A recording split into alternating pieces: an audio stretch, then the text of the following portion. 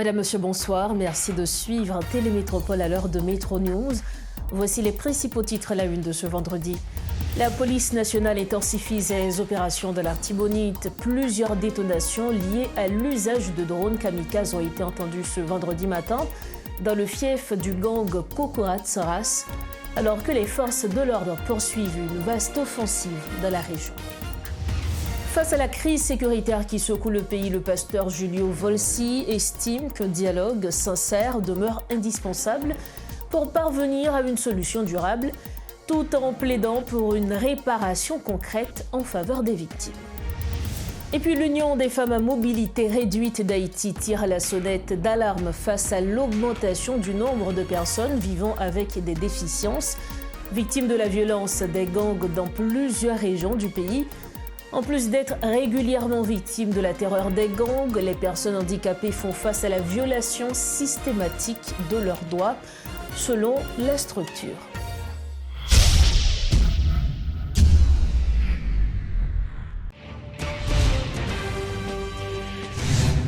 Bienvenue au développement des titres de l'actualité. Les forces de l'ordre maintiennent une forte pression dans le département de l'Artibonite, où des détonations liées à l'usage de drones kamikazes ont retenti ce vendredi matin dans le fief du gang Kokorat-Saras.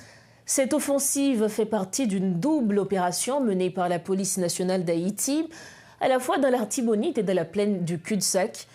Mercredi, une opération combinée de la police, de la Task Force et de la FRG a visé la zone de la Croix-Péris. Le bilan de cette intervention fait état de 10 bandits du gang Kokorat-Saras tués et d'au moins 7 fusils d'assaut saisis par les forces de l'ordre. Le pasteur Giulio Volsi plaide pour un sursaut face à l'urgence nationale. Invité ce vendredi à la rubrique Le Point, le pasteur titulaire de l'église Rendez-vous Christ a assuré que la solution durable à l'insécurité repose avant tout sur un dialogue sincère, ce qui n'exclut pas, selon lui, une réparation concrète en faveur des victimes. Écoutons le pasteur Giulio Volsi. Je dis à nous déjà qu'on est. C'est pas moi de venir avec ma gars, ça. Nous dit qu'il y a un bandit à sa patte, il y a un bandit à costume. À cravate. M'entendez ça, m'entendez dans la bouche gouvernement, m'entendez dans la bouche communauté internationale, des journalistes. Ok, d'accord. Pendant qu'on a intéressé tuer bandit à sa patte, qui s'en a fait avec bandit à cravate? C'est raison ça que nous besoin de un moment côté que en tant que nation moi pour regarder moi c'est pas une cravate m'a pas la tête moi je veux dire c'est une cravate force vive pays nation pour dire que bon on nous dialoguer pour nous qui solution qui est capable de porter maintenant monde qui fait pays à mal spécialement monde qui est tué qui abusé et jeunes filles monde qui forcer jeunes garçons à rentrer dans ça qui pas bon. Ils gagnent un prix pour payer, mais ça, c'est à la justice de faire. La fois difficile en tant que pasteur, on m'a dit que, tu es, des gens qui disent ça. Un pasteur qui font voix, on dit, pasteur, vous sortir là, vous allez mourir. Bon, et moi-même, je pense que, alors, moi, je crois dans une solution, et à long terme, et pour solution, ça fait à long terme, il faut gagner justice. Et je dis là, et nous comprenons bien, le pays d'Haïti, ce n'est pas simplement un monsieur avec un sapatio qui mettait là, et c'est un pile haïtien. Autre dossier à Métro News, les présidents américains Donald Trump et chinois Xi Jinping ont conclu vendredi à Pékin un sommet de 2 jours qualifié de réussi par les deux parties, axé principalement sur la stabilisation des relations bilatérales, le commerce, Taïwan, l'Iran et l'intelligence artificielle. Les deux dirigeants ont salué une nouvelle relation stratégique, constructive et stable, avec des avancées sur les achats agricoles américains et les forums d'investissement, sans toutefois annoncer d'accord majeur. Lors de ces discussions, Donald Trump a également abordé la situation à Cuba, où Washington renouvelle une offre d'aide humanitaire de 100 millions de dollars face à la grave crise énergétique et économique que traverse l'île. La Chine a réaffirmé son soutien indéfectible à la Havane, mettant en évidence les divergences persistantes entre les deux puissances quant à leurs zones d'influence respectives. L'économiste William Savary est avec nous pour faire le point sur la question. Monsieur William Savary, bonsoir. Merci d'être avec nous ce soir à Métro News. Bonsoir Madame Berlin, bonsoir Haïti, bonsoir Métropole, bonsoir tout le monde. Le président chinois Xi Jinping a accueilli son homologue américain Donald Trump pour un sommet de 2 jours, sommet qui prend fin d'ailleurs ce vendredi. Dans ce contexte international qui est marqué par des tensions géopolitiques, économiques, que représente réellement ce sommet, M. Savary? Ce sommet représente un effort de la part de M. Trump pour trouver une porte de sortie à une crise qu'il a créée lui-même. Et la porte de sortie constituait une façon, d'une part, de mettre fin à la guerre d'agression contre l'Iran. Deuxièmement, à la politique tarifaire qui a été mise en application contre la Chine. Et troisièmement, est la question de Taïwan. En Chine, les gens conçoivent ce sommet comme un sommet des 3 T, c'est-à-dire les tarifs, le Taïwan et la technologie. Ce sont ces 3 éléments qui sont vraiment d'actualité pour la Chine et qui sont d'une importance capitale entre les relations actuelles de la Chine et des États-Unis. Alors, vous l'aviez dit effectivement, plusieurs points au cœur de ce sommet, le commerce, Taïwan, l'Iran, l'intelligence artificielle, la stabilisation des relations bilatérales et tout, mais lesquels auront des répercussions les plus immédiates? Bon, premièrement, on peut déjà identifier les répercussions sur les affaires commerciales. Parce que lorsque M. Xi Jinping a évoqué la crise du Taïwan, ou bien la situation au Taïwan qui pourrait devenir une base d'un conflit militaire, ou bien d'un conflit entre les États-Unis et la Chine, M. Trump a répondu, mais écoutez, nous pouvons résoudre ce problème avec le commerce. Nous avons avec nous les représentants de Boeing. Je sais que vous avez besoin d'acheter des avions. Bon, passez des commandes avec lui. Nous avons avec nous monsieur le CEO de NVIDIA. Nous savons que vous avez besoin d'accès à notre technologie. Vous pouvez déjà négocier avec lui. Nous avons avec nous les gars par exemple, de Goldman Sachs, de BlackRock, qui sont les deux grandes maisons de gestion de capitaux ou de patrimoine aux États-Unis. Et ces deux-là cherchent des opportunités d'affaires pour placer des fonds. Et la Chine est actuellement très engagée avec la route de la soie à trouver des fonds pour financer les financements des projets d'infrastructure. Alors, parlez à ces gars. Donc, l'approche de M. Trump pour résoudre tous les problèmes qui ont été évoqués, c'est une approche transactionnelle. Allons faire des affaires et on va résoudre tout ça. Là, c'est une façon d'évaluer, si vous voulez, un des résultats ou quelques-uns des résultats qui font l'objet d'intérêt pour les États-Unis aujourd'hui. Maintenant, en ce qui concerne... Oui, je vous écoute. Oui, alors, outre ce sommet, justement avec Xi Jinping et Donald Trump, il y a au cœur de l'actualité mondiale Cuba, toujours avec les États-Unis qui essaient de renforcer les liens, on va dire. Donc, les États-Unis et Cuba qui sont en pourparlers depuis des semaines déjà, et Cuba, à travers son ministre des Affaires étrangères, hier, jeudi, s'est dit prêt à examiner une proposition qui a été faite par les États-Unis, qui est une proposition d'aide de 100 millions de dollars. Comme nous le savons tous, Cuba, qui fait face à une crise énergétique. Monsieur Savary, lorsque vous regardez également Cuba, les États-Unis, quels sont les véritables enjeux de ces pourparlers? Il faut d'abord, il ne faut pas oublier que les États-Unis, depuis la révolution de Castro en 1958, n'ont pas de très bons rapports avec le Cuba. En 1962, ils ont placé ce qu'on appelle le trade embargo. Il était devenu impossible de faire le négoce de vendre les produits américains à Cuba. En 1996, cet embargo a été codifié et a été légiféré au niveau du Congrès américain et est devenu une loi. Donc, pour défaire cet embargo, il faut encore une loi parce que c'est seulement les lois qui défendent les lois. Donc, aujourd'hui, les pourparlers qui sont en cours peuvent avoir des objectifs peut-être qui visent à établir, si vous voulez, à diminuer la tension qui existe entre les deux pays pour une raison très spécifique. les États-Unis ont créé la crise au Cuba. De même que les États-Unis ne sont pas innocents dans la crise qui existe en Haïti. Et maintenant, ils se portent comme les porteurs de la solution de la crise qu'ils ont créée.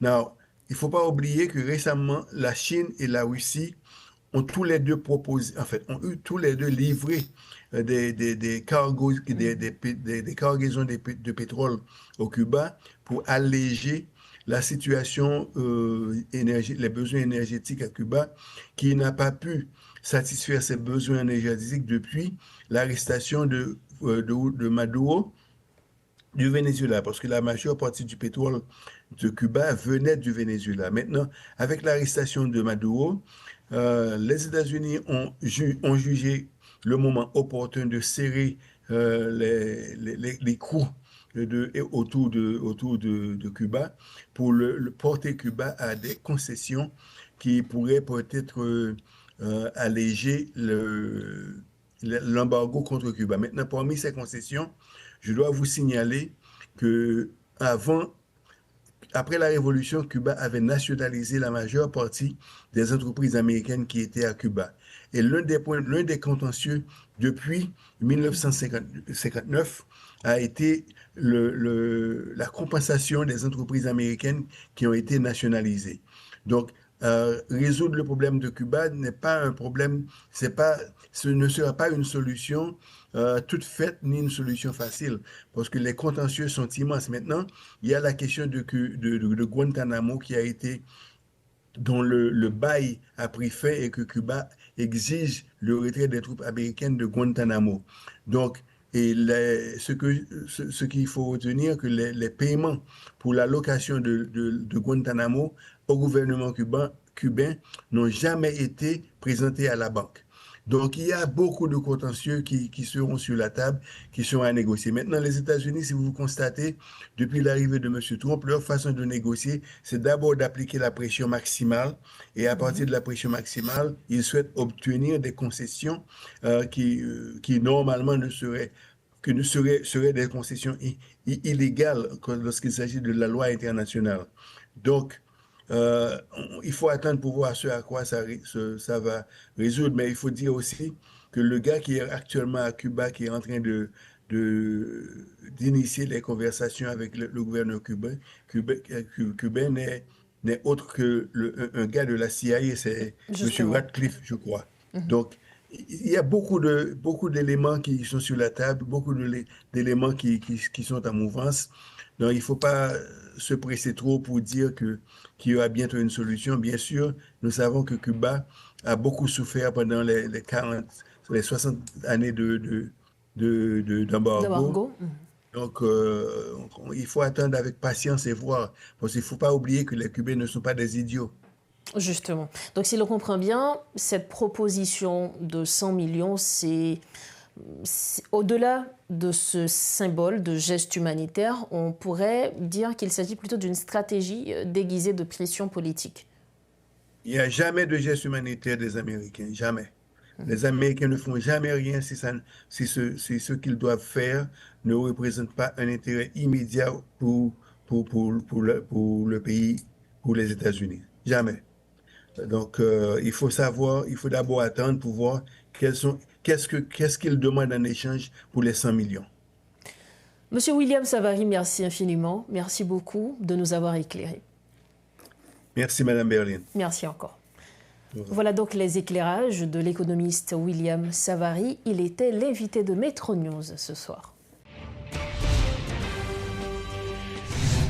Merci de votre fidélité à Metro News. L'Union des femmes à mobilité réduite d'Haïti tire à la sonnette d'alarme face à l'augmentation du nombre de personnes vivant avec des déficiences, victimes de la violence des gangs dans plusieurs régions du pays. En plus d'être régulièrement victimes de la terreur des gangs, les personnes handicapées font face à la violation systématique de certains de leurs droits, en contradiction avec la Convention relative aux droits des personnes handicapées.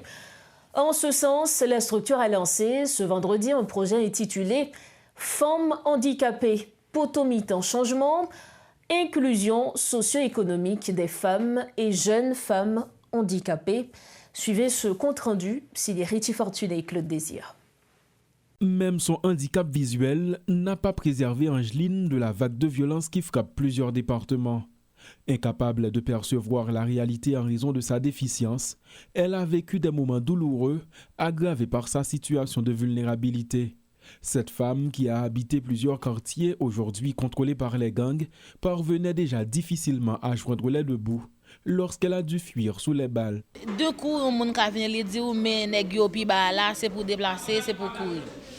Ou gen nan tête en tant que monde handicapé, est-ce que yo pral avec ou pas, ou bien est-ce que y a quitté, mais est-ce que li pas tourner contre mon yo si yo t'arrêté avec tout les tralala, donc ou obligé à penser avec ça de temps à autre, et le qu'on y a courir arriver exactement pour courir, donc si c'est un monde qui kembe main ou le ça ou obligé à tomber lever, frapper partout, frapper, tomber tout les tralala, donc c'est pas facile du tout pour un monde qui a un handicap visuel en Haïti dans le moment insécurité.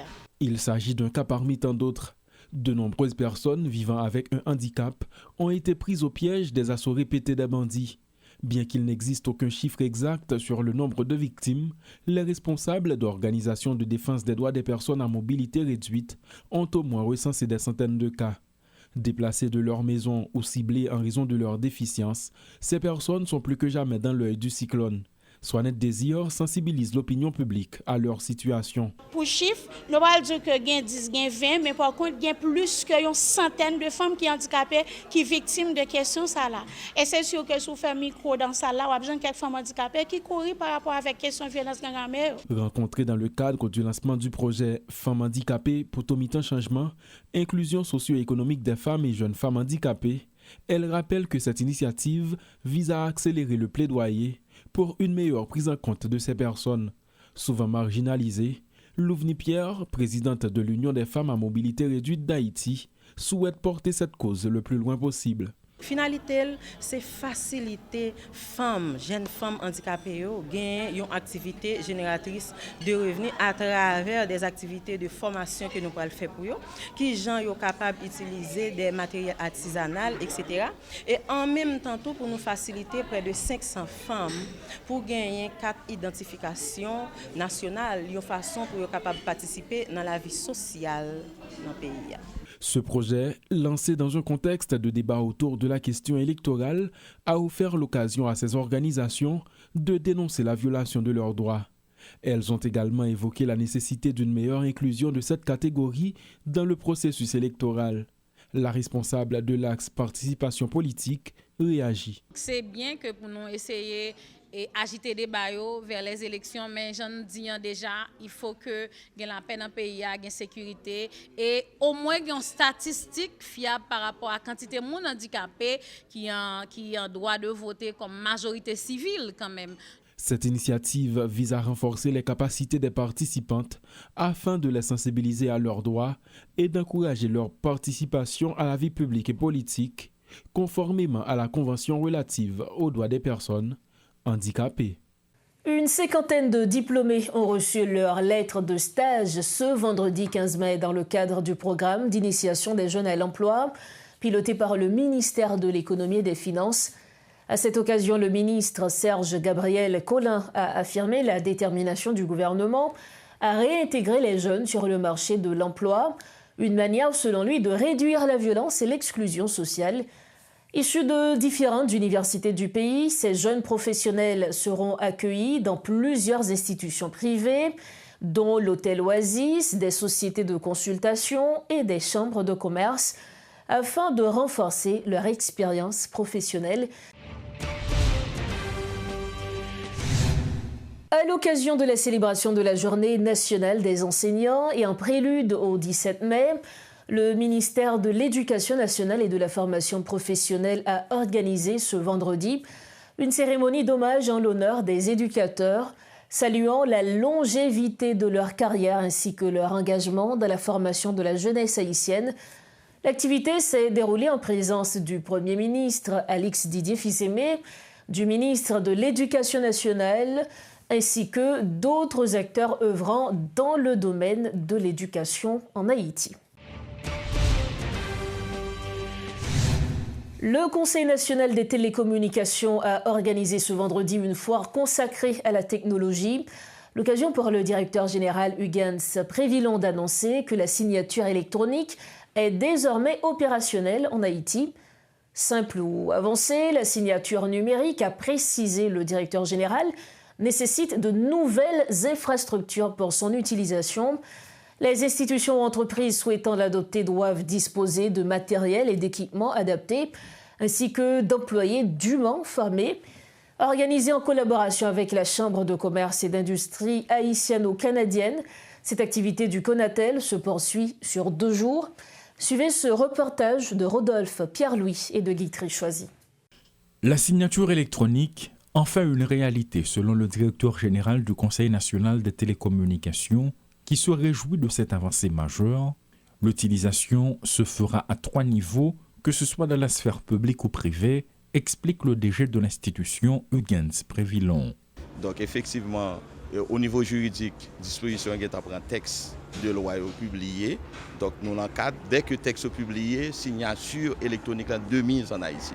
Donc actuellement, on travaille activement avec partenaires, c'est-à-dire ensemble partenaires qui sont impliqués dans le processus-là, et pour mettre en œuvre et tout niveau signature. Et signature simple, signature avancée et signature qualifiée.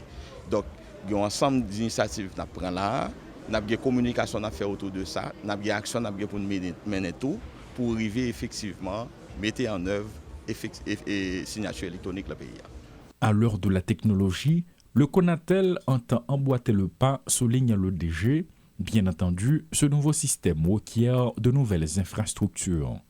Et mise en œuvre en infrastructure avec le public, y compris tout de communication, information à public là, tout pour connaître, parce que nous déjà en pleine signature électronique, automatiquement. Ouvrons un email, on monde les recevoir ou accepter le comme vrai. Donc dès qu'on mettez non en bas email là, donc normalement c'est la signature électronique simple que nous considérons. Et à un moment donné, on considère comme signature électronique avancée. L'occasion pour le Conatel de placer la technologie au centre d'une activité culturelle ce vendredi. Sensibiliser le public là, encourager les jeunes, accompagner.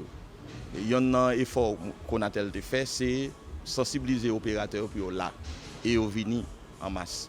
Donc 2 jours ça, c'est 2 jours nous réunissons opérateurs secteurs pour nous dire que c'est eux qui porter technologique là, c'est eux-mêmes qui mènent. Donc il faut rencontrer le public là.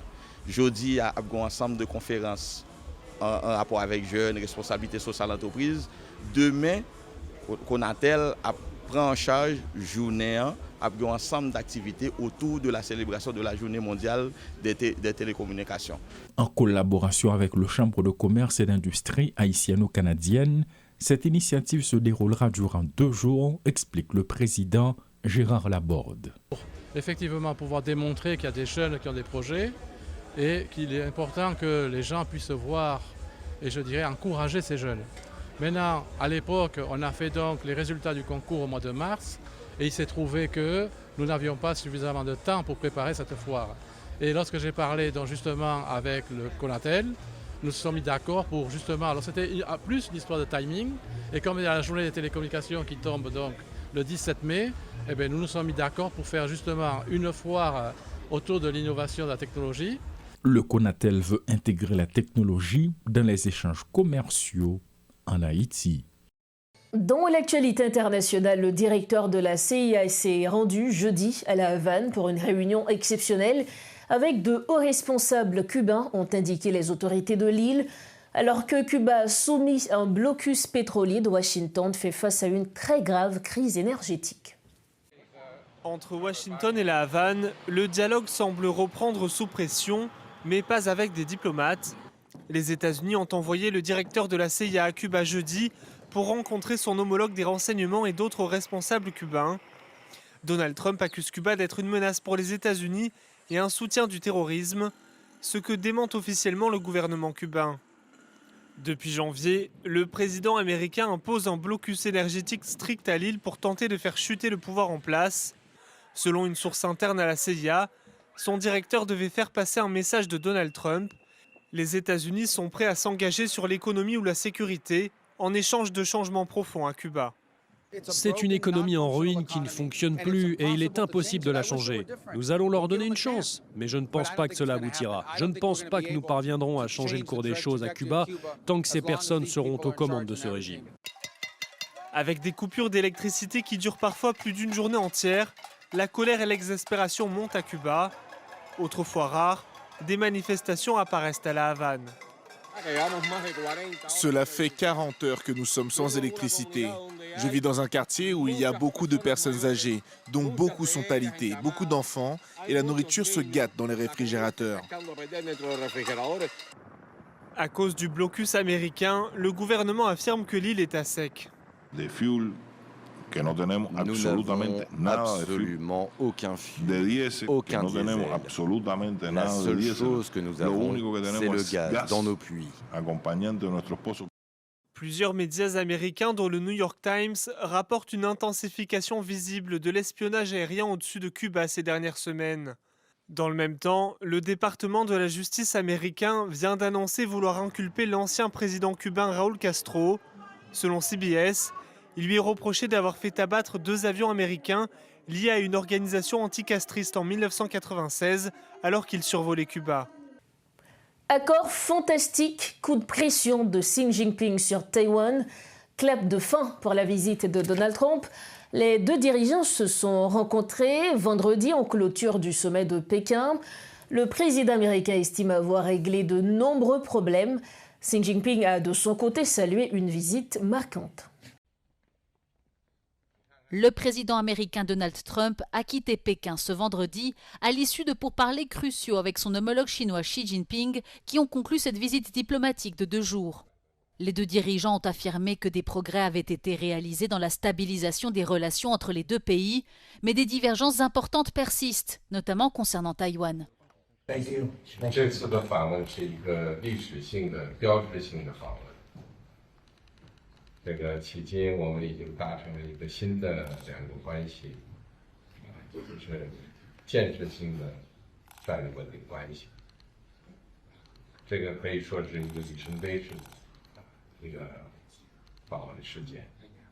Donald Trump a également affirmé que des accords fantastiques ont été conclus entre les deux pays, sans fournir plus de détails. Les deux hommes ont également évoqué la guerre en Iran. Selon le président américain, Pékin souhaiterait contribuer à la réouverture du détroit d'Ormuz. We did discuss Iran. We feel very similar to Iran. We want that to end. We don't want them to have a nuclear weapon. We want the straits open.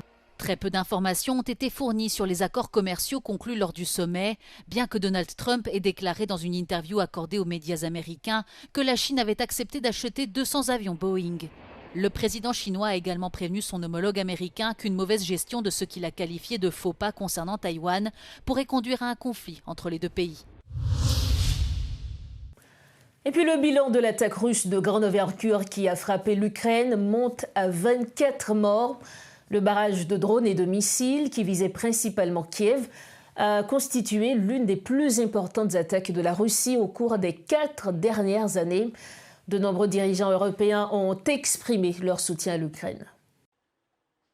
Journée de deuil national en Ukraine ce vendredi, après ce que les autorités locales ont qualifié de plus vaste attaque aérienne russe depuis le début de la guerre en 2022. Entre mercredi et jeudi, Moscou a pilonné plusieurs villes dont la capitale Kiev à l'aide de plus de 1560 drones et une cinquantaine de missiles sur 2 jours, après 3 jours de trêve à l'occasion des commémorations à Moscou de la capitulation de l'Allemagne nazie. Une nouvelle attaque a eu lieu dans la nuit de jeudi à vendredi. Selon l'armée de l'air ukrainienne, la Russie a lancé 147 projectiles qui ont presque tous été interceptés. Depuis, le bilan humain ne cesse d'augmenter. Vendredi matin, les autorités locales ont annoncé que les frappes ont fait au moins 24 morts, dont 3 enfants et 47 blessés. 180 installations ont été endommagées dans toute l'Ukraine, dont plus de 50 immeubles résidentiels. L'approvisionnement en électricité a également été perturbé pendant plusieurs heures dans 11 régions. Dans le sud du pays, un véhicule de l'ONU a également été frappé par des drones russes sans que des blessés soient à déplorer, a annoncé le président ukrainien Volodymyr Zelensky. Kiev a annoncé rendre les attaques coup pour coup. Le ministère russe de la Défense a déclaré avoir abattu 355 drones ukrainiens dans la nuit de jeudi à vendredi, notamment au-dessus des régions frontalières de l'Ukraine et de celle de Moscou. Ces frappes ont fait au moins 4 morts et 12 blessés dans l'oblast de Ryazan, selon les autorités locales. Nous arrivons au terme de cette édition de Metro News. Le rappel des principaux titres à la une. La police nationale intensifie ses opérations dans l'Artibonite.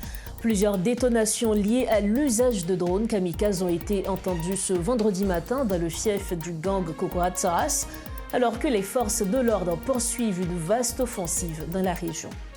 Face à la crise sécuritaire qui secoue le pays, le pasteur Giulio Volsi estime qu'un dialogue sincère demeure indispensable pour parvenir à une solution durable, tout en plaidant pour une réparation concrète en faveur des victimes.